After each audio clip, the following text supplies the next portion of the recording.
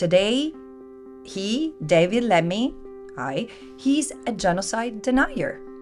And history will remember him as such. And I think that those papers, that bombing of leaflets, were actually sometimes more lethal than the bombing of bombs, right? And these leaflets were dropped on the 13th of October in Gaza. And people thought that when they go south of Wadi Gaza, they will be safe. My family was bombed in south of Wadi Gaza on the 22nd of October, and they were killed. Palestinians are not, I'm sorry, but I need to say that Palestinians are not seen as human. Of course. And I can say that. And like Dr. Abusita was saying yesterday, they are not grievable. So hello and welcome back to Palestine Deep Dive. Today I'm thrilled to be joined by two amazing guests, Francesca Albanese and Eyal Weizman. Francesca Albanese is the United Nations Special Rapporteur for the occupied Palestinian territories, and Eyal Weizman is the founder and director of Forensic Architecture and professor of Spatial and Visual Cultures at Goldsmiths University of London. Thank you very much for joining us today. No, it's a pleasure. Thank you for having us. I know you. With you. Yes, same. You know, Francesca conditioned us to have you when we were hosting her, so that means she really... I proposed. Yeah. I hope you'd have me anyway, but I'm delighted to be with Francesca here. No, but you will see why, because we come from two different approaches, and your work complete each other. We do. Yeah. Because I read your report, the latest one. You read the whole... Not all of it. Just the introduction, and we also watched the video that came with it. Right. It broke my heart, actually. Yeah. It was very, very difficult to watch that. This is our beloved Gaza Strip, and every single space in Gaza was destroyed. The lands, the farms, the mosques, everywhere. It broke my heart for the first time. I watched it, and it broke my heart. So let's just start by you, Eyal, giving us a glimpse of what's actually happening in Gaza. What is the evidence just suggesting? What's happening in Gaza right now? So as the genocide began in October 2023, my organization, Forensic Architecture, decided to completely dedicate itself to monitoring and to all efforts to try to stop the genocides. We were seeing it's a genocide in the making immediately as it has begun with the statements. We have members of our team, particularly Noor Abu Zaid, born in Gaza, connections on the ground. Other team members, Shoaib Molavi had a lot of connections with people in Gaza. We were being sent a lot of material. People asked us to look. People asked us also at the beginning to look for loved ones that went missing. People were looking for people amongst the ruins, and we were looking for our friends, for our partners amongst thousands of videos that we could find online and that were sent to us. So we were feeling very much that connection, like what you said to me today, the difficulty of thinking of anything else, particularly of sleeping, was absolutely with the rest, was completely with the entire team. But what we do is that when we receive a testimony, a voice message, a conversation, a video, a photograph, we place it, we catalog it, we place it on a map so that we could see what is happening, so we can actually look at it cartographically. And how bad the situation is in Gaza after 13 months of genocide? It is bad and getting worse, and we cannot even imagine that things could get worse. But the explicit annihilation policy of Israel is manifesting itself now mainly in the north of the Gaza Strip. The entire urban infrastructure, we are architects, so we look at buildings, we look at roads. The entire urban infrastructure of Gaza has been destroyed. All institutions that organize society are being targeted intentionally. Not only that they were targeted intentionally, they were targeted when, at the time, we were looking at the time of targeting of building, at the time that they would be expected to be fully occupied. Buildings at night and social spaces, places, markets during the day where people were there. I'm talking about the beginning of the genocide.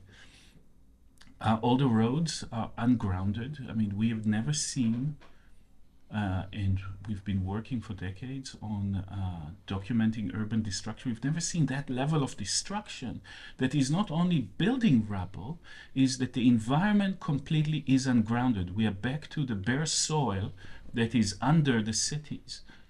Bulldozers stabbing the front loader a foot into the earth and driving forward, basically plowing every piece of territory, returning the Gaza Strip into a kind of its pre-inhabited state, as if whatever is built there are specks of dust that could be just swiped away with a gesture of an arm. All agricultural area destroyed. All hospitals have been targeted. Some are barely functioning on a very partial level. All the population, or most of the population, is being concentrated on the dunes in the south west of the Strip, in area that is effectively barren, was underdeveloped also before the genocide has begun.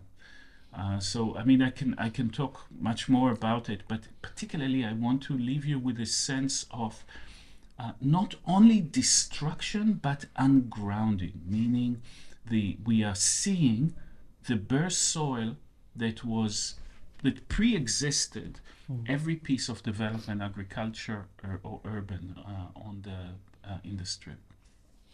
Francesca, having listened to Eyal, how do you describe this? What's happening in Gaza according to the international law? You see why for me it's so important to make sure that those who listen to us have a vivid picture of what has happened, because this is not normal. This is, people still keep on referring to what's happening in Gaza as a war. It's not a war. It's full destruction of life, of anything that stands on the ground and actually beyond the ground in Gaza, and of course the human beings who have inhabited it. This is why it took me a while, frankly, after this assault started, but I can't forget that those I interviewed in the early weeks, the Palestinians were surviving the assault, were saying, this is like no other war we have had. And these are people who had gone through 5 major wars and 35 years of military rule before the disengagement. So it's genocide. Genocide is the destruction of a group in whole or in part as such. And it can happen through acts of killing, severe infliction of mental or physical harm, or creations of conditions of life that would lead to the destruction of the group.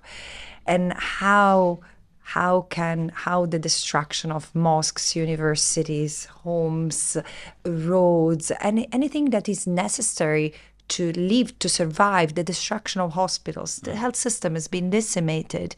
And again, as yesterday I was with Dr. Ghassan Abu Sitta, who said something that touched me. He said, I've been in many wars, and war crimes are those that tend to destroy the present and the future, but genocide also destroys the past. So you can, whatever it carries forward can never remember what the people were and are. At Palestine Deep Dive, we are building a space fighting back against decades of dehumanization against us Palestinians. The only meaningful and long-lasting way this can be achieved is by amplifying our voices far and wide. This is our space to assert our narrative and tell our stories unfiltered, to the world. If you want to support this mission and help us grow at this crucial moment, all we need is for you to become a regular subscriber and donate as little as £1 a month by heading to palestinedeepdive.com/support. As a Palestinian here, I have to say that I don't have much experience in international law and the definitions of genocide. But I can say that I know it is a genocide because it's practiced on us Palestinians. It was practiced on my family when Israel killed most of my family members when they were sleeping in their home. I know this is a genocide because it's practiced on us.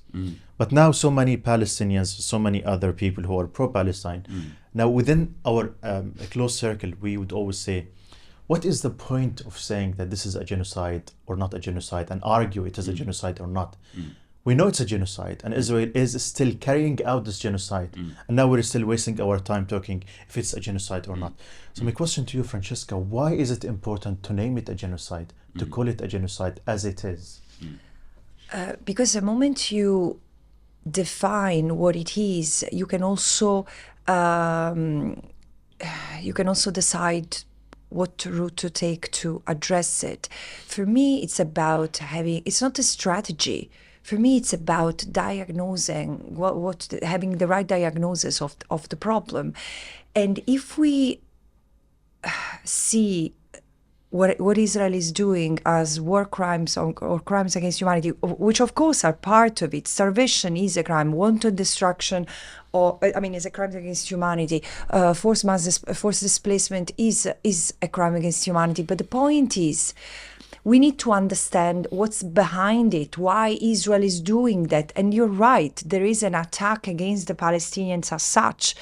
It's genocidal because it aims to cancel, to erase Palestinian life in what remains of Palestine. And why it's so important to frame it? First of all, because this should be stopped. There should be accountability. But also we need to understand that it doesn't end, even when the dust settles in Gaza. And I hope it happens as soon as possible because the genocide needs to stop. But even after that, we need to know what Israel's intentions are. It's about taking the land that remains of Palestine, and probably more than that, as we can see the same script now being imposed on Lebanon, but without the Palestinians, because the Palestinians will always represent legally and as an identity a threat to the ideology that underpins the idea of Greater Israel. Did this genocide start as a response to the 7th of October, or was it always a genocide? As you said in one of your reports, it all is related to the colonial erasure of the Palestinians that started long before this current genocide. Is it for me? I think that what it makes clear that the escalation, let's call it, of the genocide past October manifest the patterns, the historical patterns that existed throughout the Zionist settler colonial project, 120 years or so, of Palestinian dispossession and erasure. And it allows us also to see clearer into the past. So the fact of calling it a genocide, and I completely agree with Francesca, gives us a tool, a historical tool, that delegitimizes completely the ideology and the means of perpetration of that genocide. Because when you mean genocide, and I know that the Genocide Convention and the way that it has ended up negotiated between the powers that existed that agreed on the framing and took out many elements of it that were actually describing the settler colonial genocide that we see, is an imperfect tool. It's an imperfect legal tool. It's what we have now. And what we have as effectively the worst crime perpetrated by humans on others. And by naming it as such, it is not only about naming and calling for end of the genocide, but genocide, by saying genocide, you say end the genocide. You don't need to say end the genocide. Calling something genocide, you say it is synonymous with saying stop. But it's not only that. A genocide is a call for reparation. And a genocide, more importantly, it is a way of historically understanding the root causes of destruction.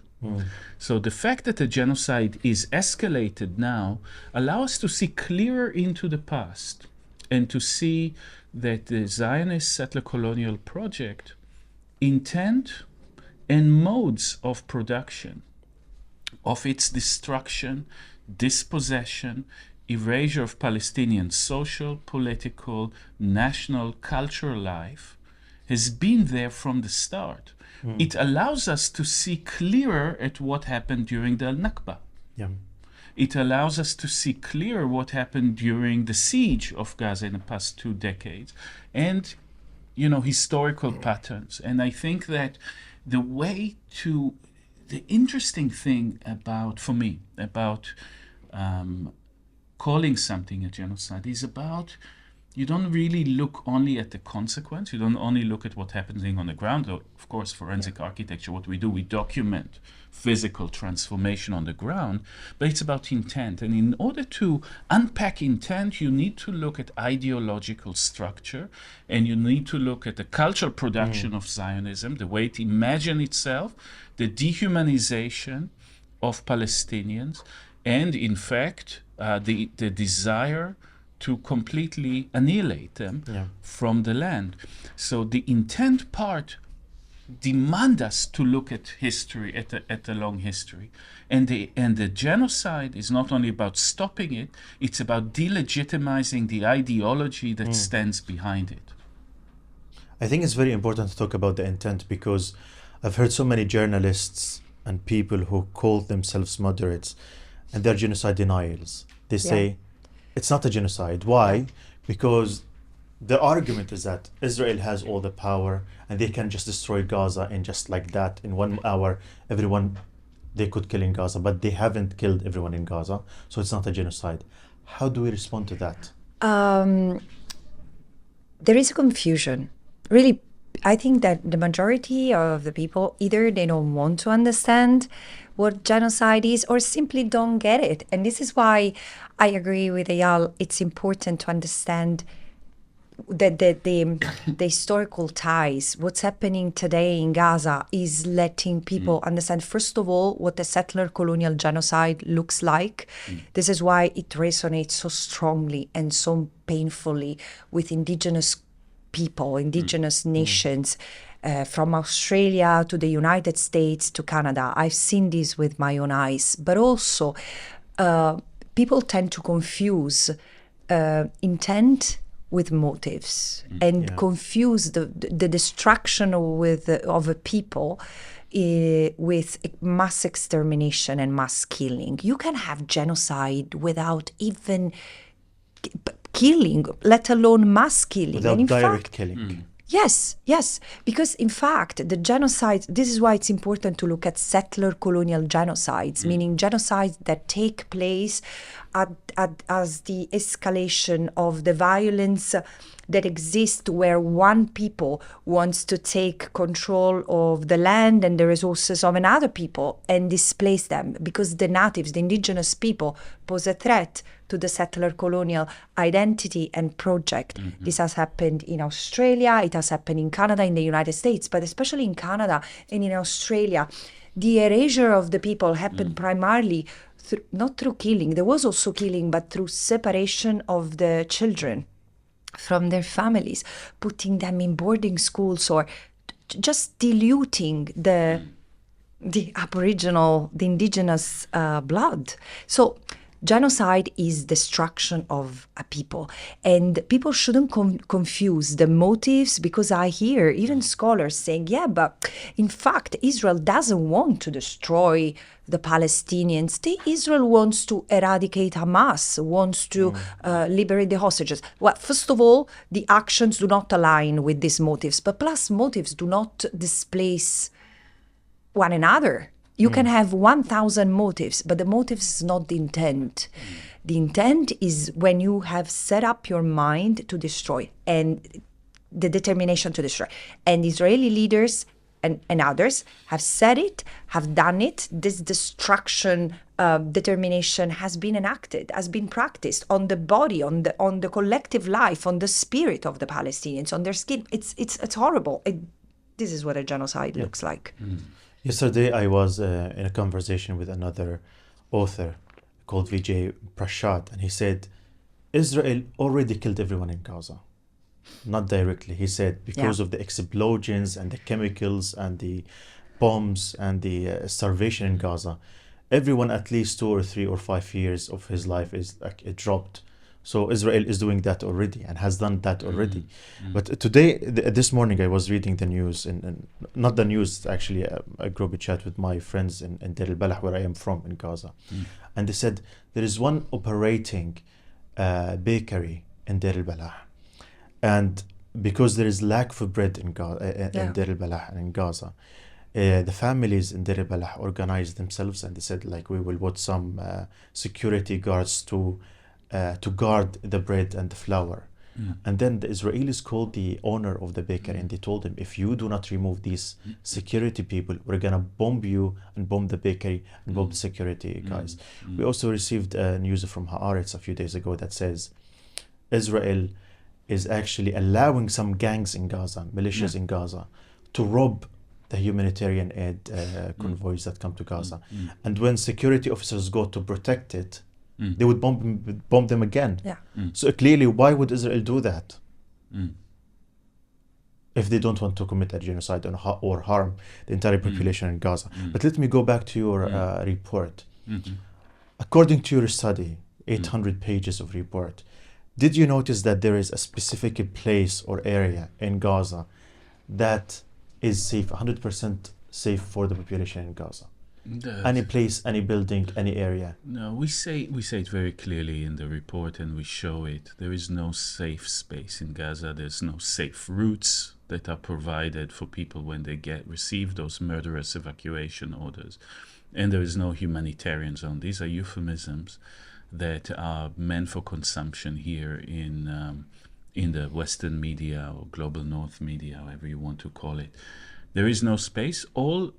The genocide operate through the production of different types of zones. This has always operated in that way. Zones where you displace from, you create zones where conditions of life are impossible. And this is where we see now north of Wadi Gaza or north of the Netzarim corridor, and concentration areas. Every genocide, and this I completely agree with Francesca, we need to look at the mechanism of settler colonial genocide. A genocide operates by different speeds. There is fast destruction, there is slow destruction. There is annihilation, and there is the creating a condition of slow death and destruction. And you can look at, as I think Francesca's report does brilliantly, the recent report from October, in looking at the way that the genocide is leaked out of Gaza, and now is the framework to understand things that also unfold in across Palestine, particularly around Jerusalem and in the mountain area between Hebron and Jenin, and look at the way in which every genocide operates by designating different kind of spaces in which destruction operates by different mechanisms according to different speed. But the organizing principle of those is one, and people are standing in queue in order to face that. And I've seen that because, and you've seen in the report, because we mentioned that while writing this 829-page report, we were working on 2 other settler colonial genocides. One in today's Namibia. This is the genocide against the Over-Herero in Namaka people in a place that the Germans called Southwest Africa. And their destruction operated in a very similar way. The Over-Herero were actually removed initially from the water-rich Waterberg Plateau and driven into the Kalahari Desert.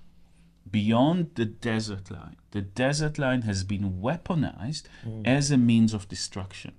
The desert line has been weaponized also in the Ottoman genocide of the Armenians. So the driving into the desert is creating a condition in which life is not possible. In that means allowing the environment to do the job.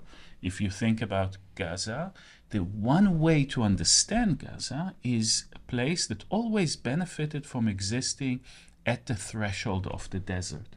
Gaza is really that place in Palestine where north of it is relatively lush, 400, 500 millimeter rain per year. You go south of Wadi Gaza and effectively rain decreases very, very fast, though people always found ways of cultivating and living in the more arid part. Where the Palestinians today, the majority of Palestinians from Gaza, south of Wadi Gaza in the so-called desert part of the strip. And in a very, very strong echo to the German imperial genocide of the Herero people.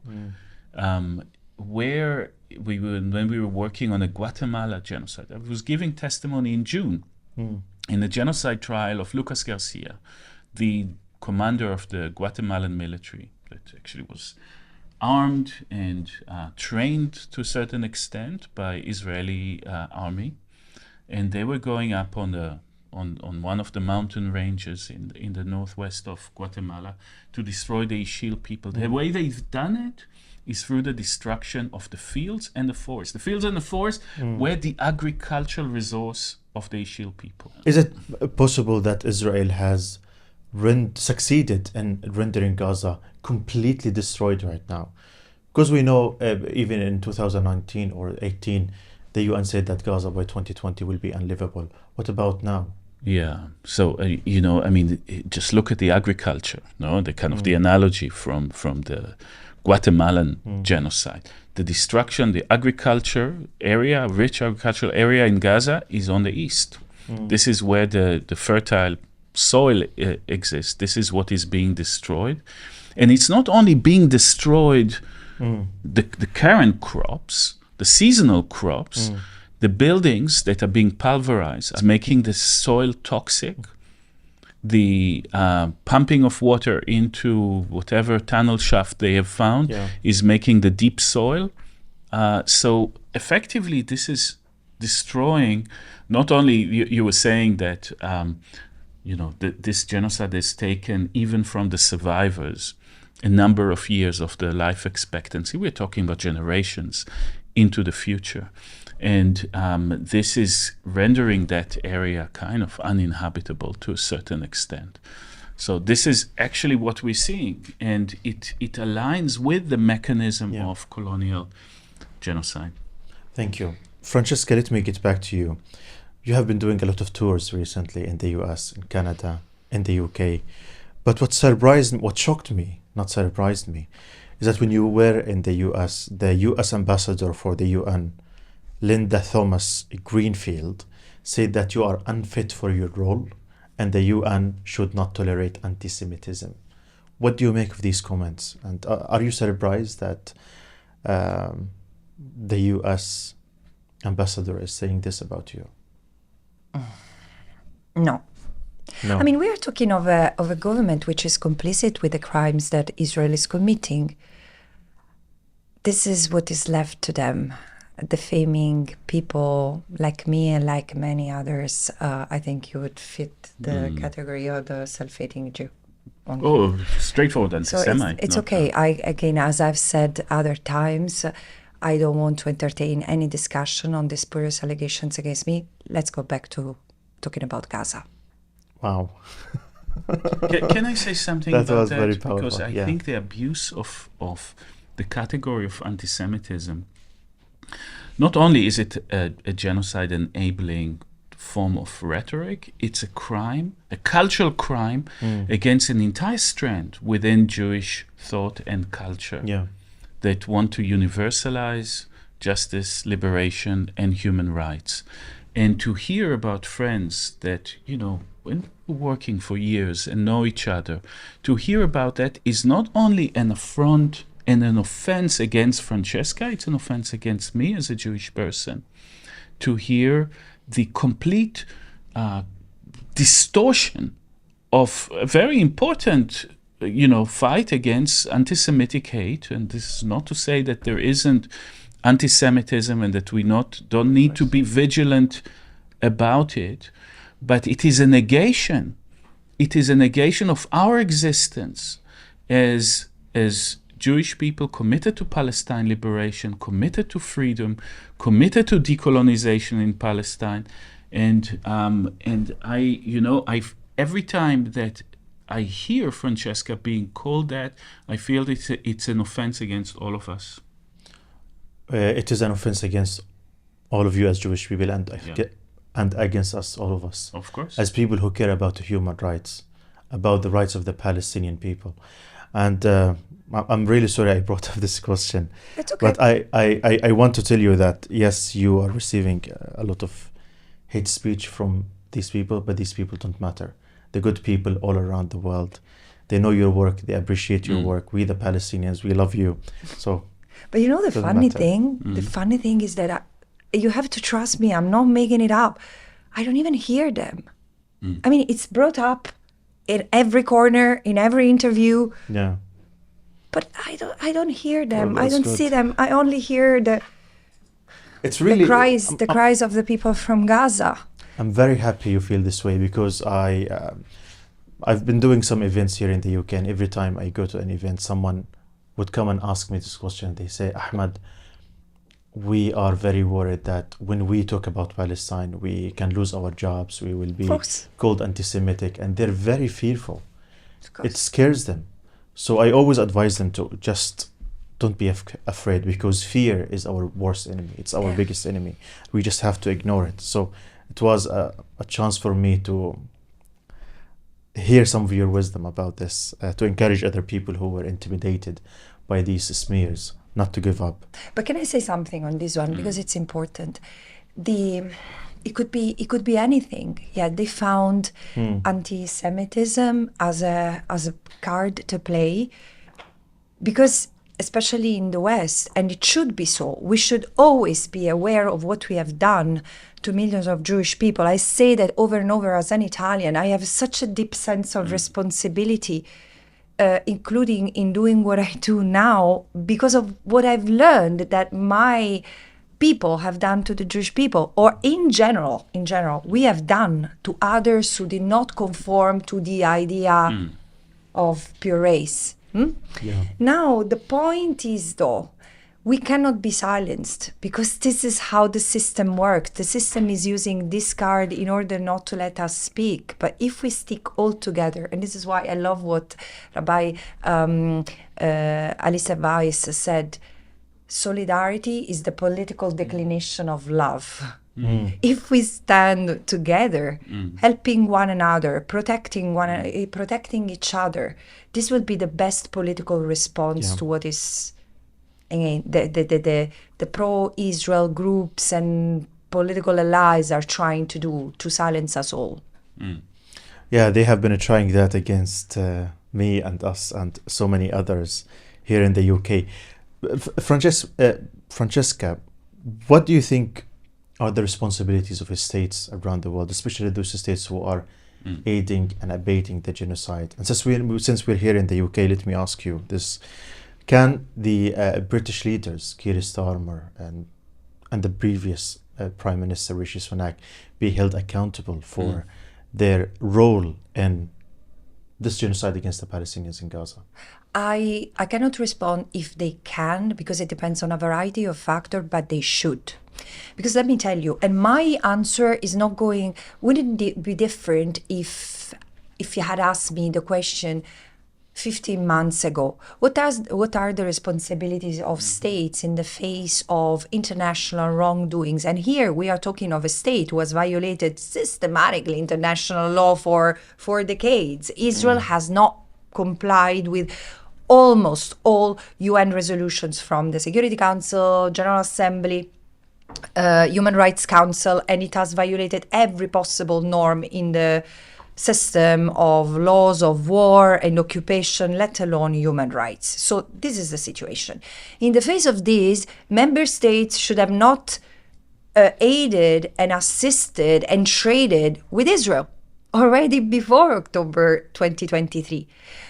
Because Israel was maintaining settlements in the occupied Palestinian territory, which are a war crime. It was forcibly displacing Palestinians, arresting and detaining, and often torturing adults and children alike. So this was enough to take action to curtail diplomatic, political, economic, military ties. They have not done it. But now it's worse, because now with the genocide that has been recognized as plausible, even before looking into the merits by the International Court of Justice, I mean, it's clear that member states have to curtail data. And I'm happy to see that you have Towers of Ivory and Steel by Maya Wind behind you, because it boils down to everything. It's not just about the settlements today, it's also about academic institutions. And this is the problem. Israel would have not survived as an apartheid state, able to continue to take land and life for the Palestinians, hadn't it been for the system. Every institutions need to come under scrutiny, from universities, charities, banks, pension funds, everyone. And of course, government officials are responsible. I hear in this country, I was shocked to hear that the Secretary of State is a genocide denier. I mean, and again, I don't think that it comes without consequences. It should come without consequences. The fact that he says there is no genocide, is it challenging what hundreds of legal scholars, historians, genocide experts, including Israeli experts like Omar Bartov, Amos Goldberg, Rassi Gals, the International Court of Justice has recognized as plausible? Who's he to say that? I mean, just wondering. You mean David Lammy, the Foreign Secretary? Yeah. Foreign Secretary, sorry. And then they say that we politicize genocide. When he said that call it a genocide will undermine the horror that happened against the Jewish people in the Holocaust. Makes no sense. Today, David Lammy, he's a genocide denier. And history will remember him as such. And again, there should be, but again, I'm not interested I'm interested in the legal consequences, because it doesn't express his personal opinions. With powers come responsibility, and I want to see how the government behaves based on his opinion, because if his opinion translates into actions of the government not stopping, condoning and hiding the genocide, the government and whomever is responsible in it should be held accountable. Okay. Let's go back to your research at Forensic Architecture. You have been using this word a lot, ungrounding. Can you tell me more about it? Yeah, I think let's go back to the 13th of October, to this most horrible evacuation order, that is part of the displacement. The 13th of October, a short lull in the bombing, the worst kind of bombing, that in the worst intensity that we've seen in living memory. And what is landing are words, papers. And I think that those papers, that bombing of leaflets, were actually sometimes more lethal than the bombing of bombs, right? And those leaflets pretend to warn people and to send them to safety, but actually send them along routes that were bombed into, and the mechanism of displacement has been one of the means of destruction. And that's operate through words, leaflets and posts, etc. But something that was very particular about the 13th of October leaflet that landed in the north part of Gaza was that it said, cross Wadi Gaza. Yeah. It didn't say cross that neighborhood. It didn't say cross that street. It returned to a certain natural environment, as if everything that was built upon that environment is going to be swiped away. And indeed it was. And I think that in that moment of returning to the kind of the natural landscape, there was that act of ungrounding began. Because here is where the kind of Zionist imagination of the pure tabula rasa was actually returned. And you know that in the historical imagination of Zionism, and the pre-Jewish Zionists, the Protestant and the European proto-Zionists that toured that area, the Orientalists that did the maps of the 19th century and all the travel diaries, Wadi Gaza was the end of Palestine. Look at all the maps. Palestine exploration map from the last decades of the 19th century. Look at the Sykes-Picot border of the international Holy Land. It ends in Wadi Gaza. Expulsion beyond Wadi Gaza is the expulsion beyond the biblical conception of the Holy Land. And ungrounding is actually the removing and the removal of each and every designation, every trace of Palestinian life that was that. And you see soldiers posting post-October 13 or post the 27th of October when they actually roll in and they say, we can see the sea again. Meaning we have returned that place to nature. And you have Palestinians posting or telling us from that area, we do not even recognize this place. It's moonscape. We do not know where our streets were.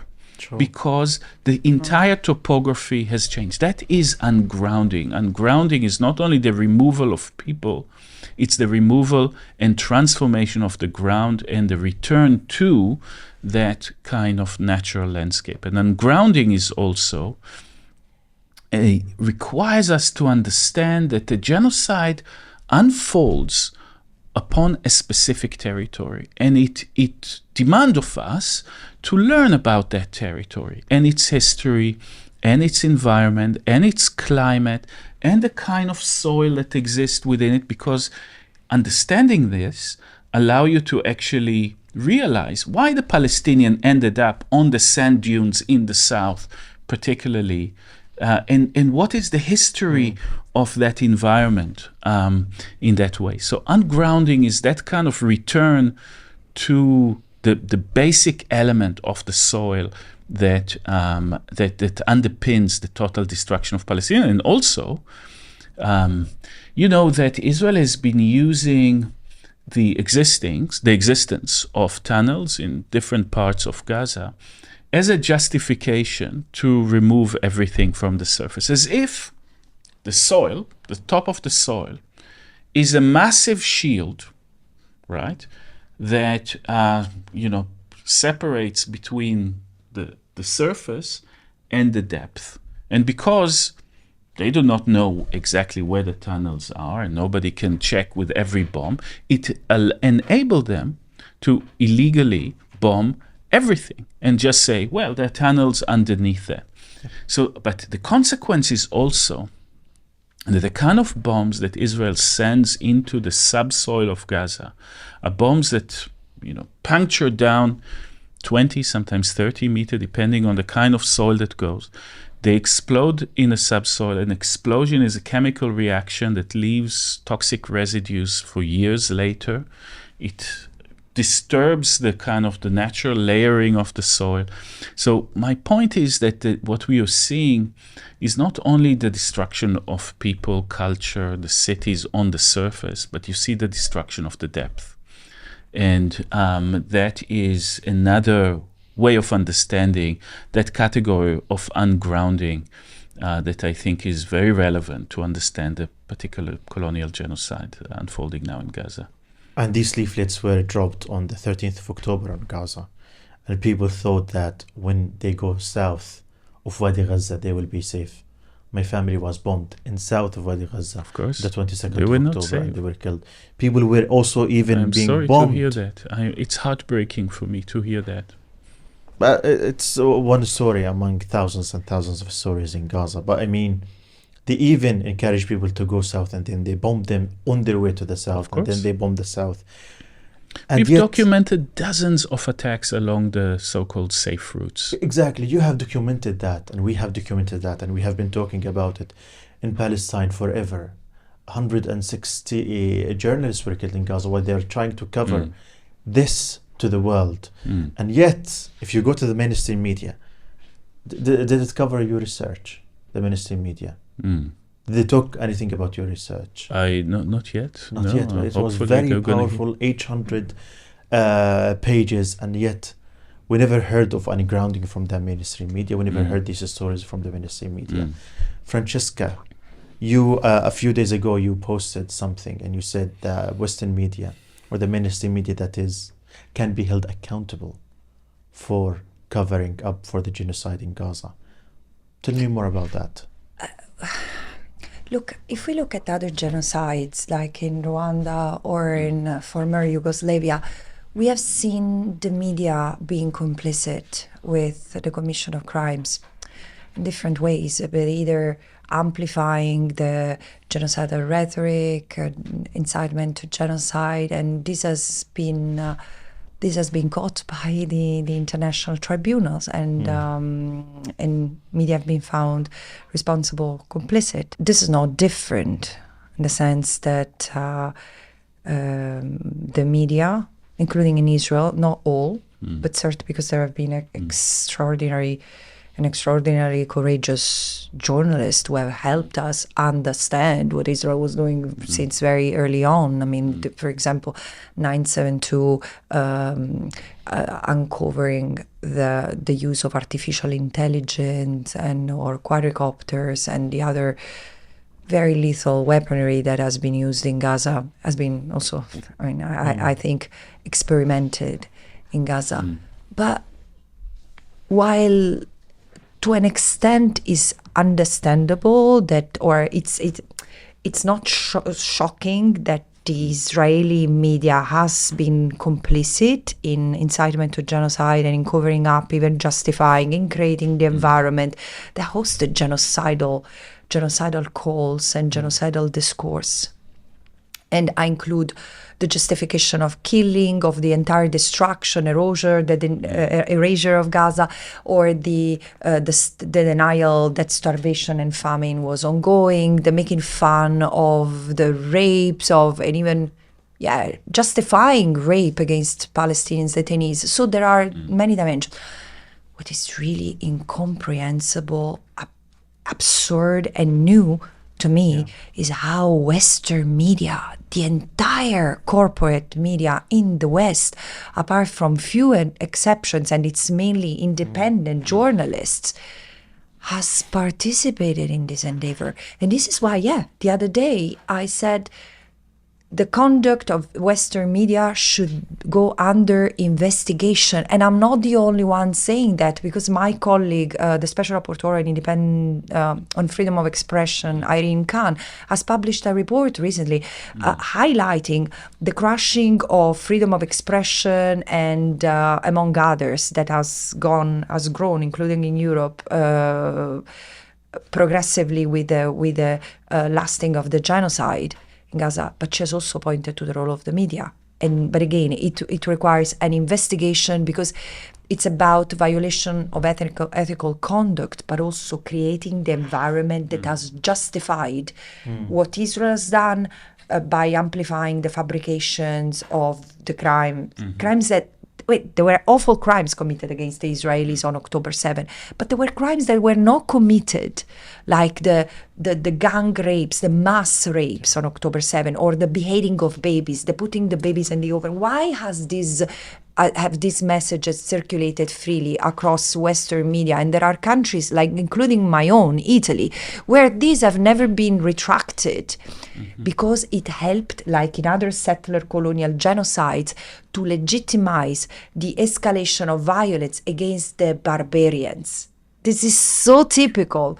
And again, but we are not in the 19th century or in the 17th century.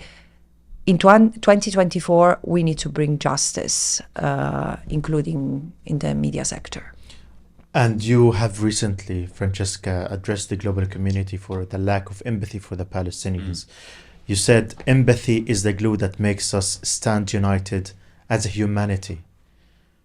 How have we got to this stage today that the Western elites simply don't recognize our humanity and the humanity of the Palestinians?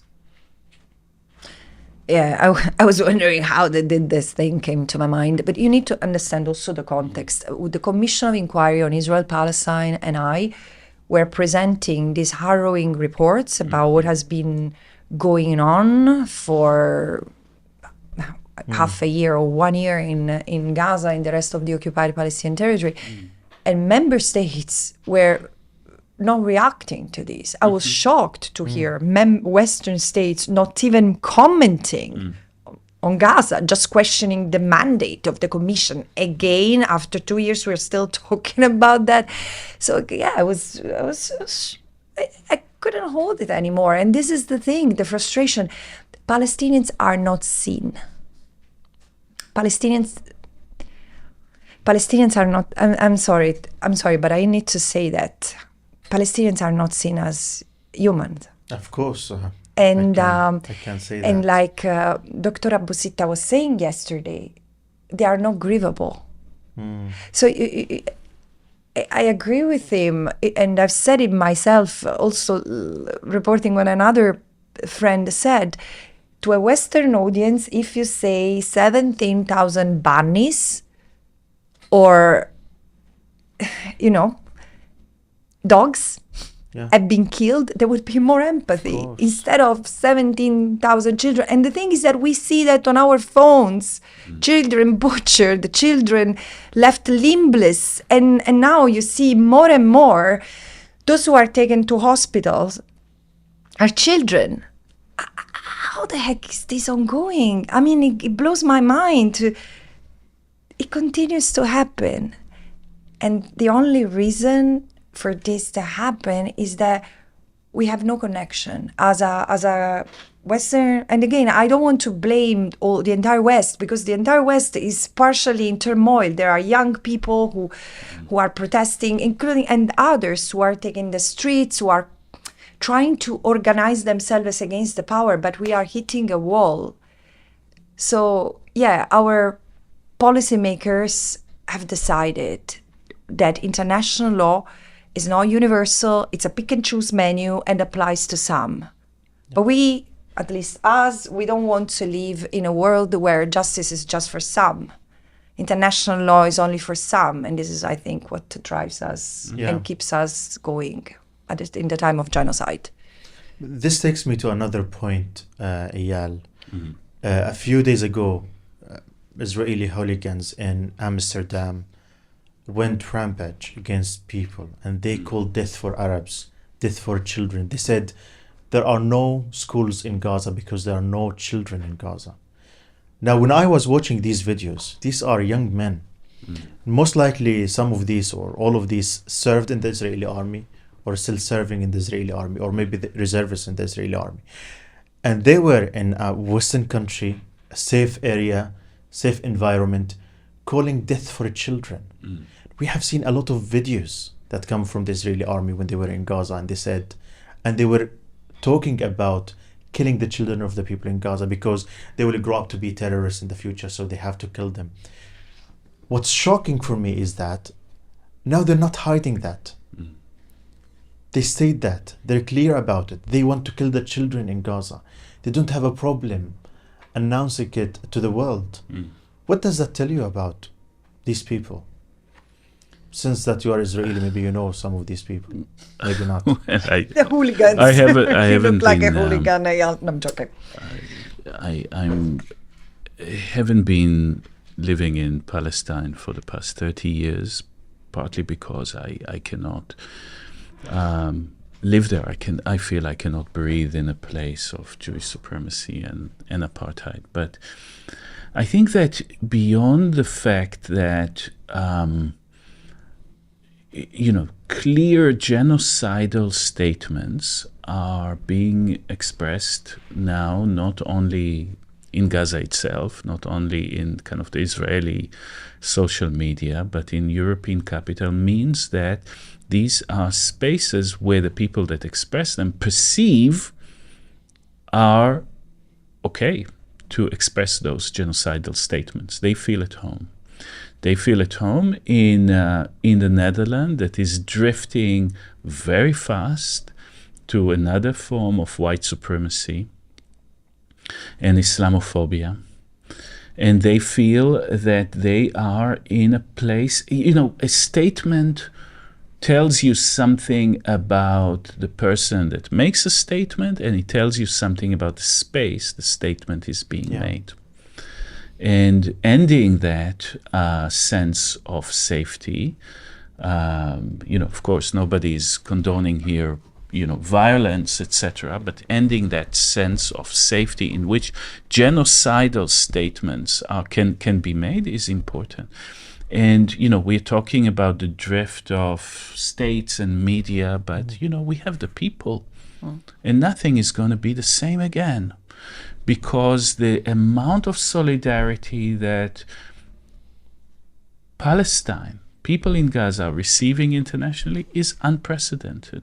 Of course. Francesca knows very well my young daughter, and who is in Berlin, and who has been, in a protest in Germany, and upon a first protest in Germany got arrested. I think that, I'm not just saying that because of what she has done. I'm saying that because there's a young generation that is willing to take risks for what they believe, and and seeing in front of their eyes those struggles, connecting the struggles against fascism at home and settler colonialism in Palestine and in other places, by the way, are actually interconnected. And those young people have the heart in the right place, and are actually fighting for it. So I see also with a lot of young Jewish activists that are now joining, not only joining, sometimes leading and organizing those protests. I see a lot of hope.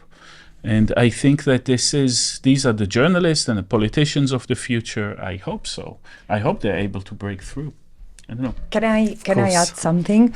And I'm glad you mentioned your daughter, because I think in a way this embodies the strength of this new generation. I mean, we are talking of a very young woman who had just set foot in Germany to start her studies, and the first thing she does, she puts her body at the forefront of the struggle to protect someone else whom she sees more vulnerable. And again, it's so telling, while we say, please try to stay safe, at the same time, how we cannot admire this. So 2 things out of this. I think this moment is revealing, and sometimes we need to help to verbalize what's going on so that other people see, because once we see, we cannot unsee. And it goes to how anti-Semitism is manipulated. What Western countries and the Western political leadership, with some others, are doing in protecting Israel has nothing to do with protecting the Jewish people. Nothing. And one thing is clear, one thing that proves this is that look at how many Jewish people have been arrested in Germany this year. Of course, together with others. But while Islamophobia, Arabophobia, and anti-Palestinian racism are somewhat understandable, how does this justify the cracking down on Jewish protesters who don't want to see this being done in their name? And I cannot tell you, again, when you ask me about the former ambassador of the US, with all due respect, it's okay. I can handle her criticism as she tries to shield the responsibility of her own government. But look at how many Jewish organizations and scholars and people are coming closer to it's a movement that is forming. And one more thing, and because we need to say that, and we need to also make it happen, because it is to happen. I think that in a way I'm really sorry, and it breaks my heart, and I don't even want to stop and think of it right now, because we need to end the genocide, and together we can do that. But the thing is that the Palestinians are sacrificing their life for something that is bigger than Palestine, that transcends Palestine. This is the reckoning with the colonial past that we all have. And it's also there is an opportunity for, we were discussing this the other day, for Jewishness to return to the Arab region. Because since the creation of the State of Israel, this bond, which was so strong, has been broken. And now I see new bridges, new alliances just forming among peoples in Arab countries and Jews from Europe or from the United States and Israelis. Because Israelis who are standing like Eyal, I mean, it touches me to hear him calling the land Palestine. It's important to underscore, but again, the role of anti-apartheid and anti-occupation and Israelis who also want to accompany the decolonization cannot be, should not be forgotten. It must be seen, because this is part of the way forward. I totally agree with you. Thank you. Thank you very much. This is the Palestinians are paying the price for a much, much bigger cause than theirs, which is settler colonialism that started last century. But can I go back to you with a follow-up question on that? What do you think is Israel's grand plan for Gaza? Why is Israel doing this genocide right now? Yeah, this is a question that I'm often thinking about. I think Israel does not operate with grand plans. It operates with an ideology, and it is looking for opportunities that may open with a different political constellation. Now in the U.S., okay, we understand that the previous administration was actually the fuel behind that genocide, but politically there might be a transformation. And Israeli settler colonial ideology is always been looking for opportunities to create facts on the ground that are initially contested by its friends, lip service, and later kind of consolidated into it. I think what the fight that we have today is now very seriously for northern Gaza. North of Wadi Gaza is an area that I think is at the heart of the ambition of the settler movement to actually take over. And that area, look, Palestinians have been displaced even before the Nakba in Palestine. Farmers have been displaced when land was taken. I do not recall many precedents in the last 120 years that this displaced Palestinian has been returned or has returned successfully to their land. Whoever been displaced has been displaced. And Palestinians understand that. And this is why people are holding really with the fingernails to the north of, or the real north, as Palestinians call it, northern Gaza right now. I think, and Israel is pushing, and through starvation, through the ongoing destruction, through aggravation of the assault, people to move the south of Wadi Gaza back, returning to the most decisive order, the 13th of October, south of Wadi Gaza, south of the historical Holy Land, into the desert part of the Gaza Strip, of course, with all caveats. People have been living there and cultivating that area for ages. I think right now the focus is on the north, and Palestinian resistance and Palestinian perseverance in the north is now an act for the future of Palestinians that do not evict an area. It's not that only they do not evict, that they're that in the future, because when you evict you somehow open an area for colonization. Those people, we owe them a real great debt of gratitude, the people that stick to northern Gaza despite the murderous evacuation order and the murderous bombing that are going on right now. So this is where I think the focus should be, though I do not, I think that Israeli plan, if they could and they wanted from the start, people to move to Egypt. They wanted the gates of Gaza to fall under the weight of refugees in Rafah until May of 2024. They were hoping the gates are going to crash under that. They didn't.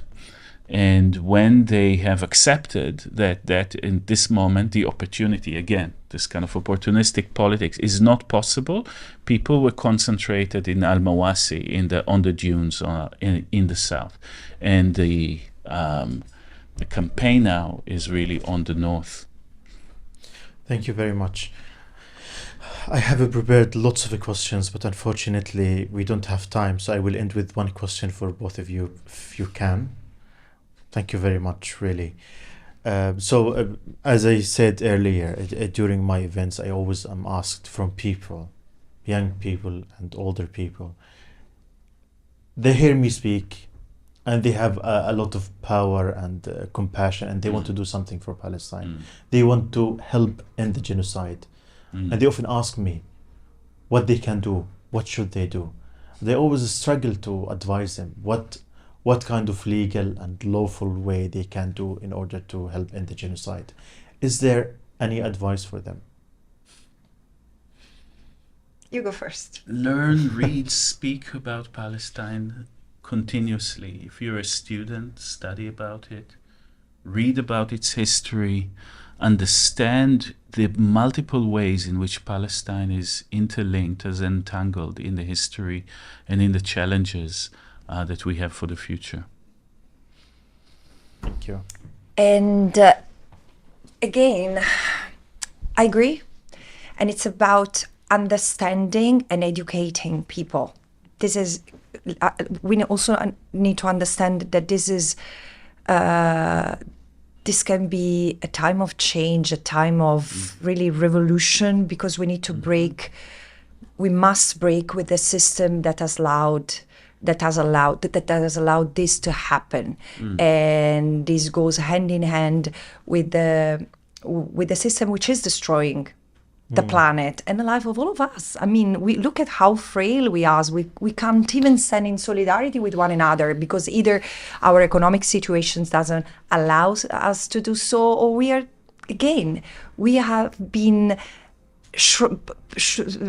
been confined in a space that is shrinking around us, the space of our freedom. But I also believe that besides this, each of us can do something. This is not, we need to have a strategy, end of the genocide now, end of the occupation by September 2025, and then end apartheid. This is just concerning Palestine, and everyone can contribute, from educators, trade unionists, students, journalists, lawyers. Now it's time, we have to realize that justice in Palestine starts here, holding accountable those who are profiting and enabling Israel's unlawful endeavor. And I don't say that because I want the end of Israel. I want the end of apartheid. Yes. Thank you very much, Francesca. Thank you very much, Eyal. It was a pleasure. And finally, we do this podcast in person. That's cool. Yeah. Thank you very much. Thank you. Thank you, Francesca, for insisting that I can. As Israel attempts to erase the Palestinian people under the cover of darkness, targeting journalists and censoring the press, we must rise from the ashes. At Palestine Deep Dive, we are building a multimedia space where our voices, the Palestinian voices, are always front and center. And right now, we just need 3,000 more of you to join our regular supporters and back our work so we can rapidly expand our output. Help us build the future of journalism. Become a supporter at PalestineDeepDive.com/support. This is 100% independent media powered by you.